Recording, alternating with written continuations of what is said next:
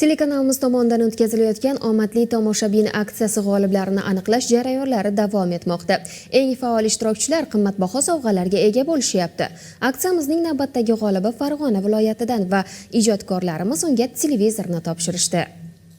Hozir esa televizor egasini raqamlari aniqlanmoqda. Demak, 95 kodi orqali g'olib qadrdorimizning ismlari Maftuna, familiyalari Saliyeva. Uch qizaloqning onasi bo'lgan Maftuna opaning tongi mana shunday xushxabar bilan boshlandi. U astoydil harakat qilib, omadli tomoshabin aksiyasining barcha shartlarini muvaffaqiyatli amalga oshira oldi. Uzoq kutilgan sovg'ani esa bugun o'z egasiga topshirdik. Men Farg'ona viloyatini O'zbekiston tumanida, Chekkaroq qishloqda yashaymiz. Mening yurtim kanalini anchadan buyon tomosha qilamiz.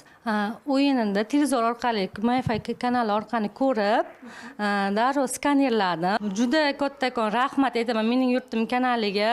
Haqiqatan ekan, ishonchli ekanman. Boshqalarga ham tavsiya qilaman, o'ynanglar, yutinglar. Eslatib o'tamiz, 26 dekabrga qadar davom etayotgan mazkur aksiyaning ishtirokchisiga aylanish uchun maxsus bot orqali ro'yxatdan o'tiladi va har kuni soat 16:00 dan 18:30 gacha televizor qarshisida uzoqlashmasdan ekranda ko'ringan sirli raqamlarni bot manzilga yuborish kerak bo'ladi. G'oliblar esa har kuni jonli efirdagi omon-omon ko'rsatuvi orqali e'lon qilinadi. Hilola Abduqodirova, Nodir Fozilov, Farg'onadan.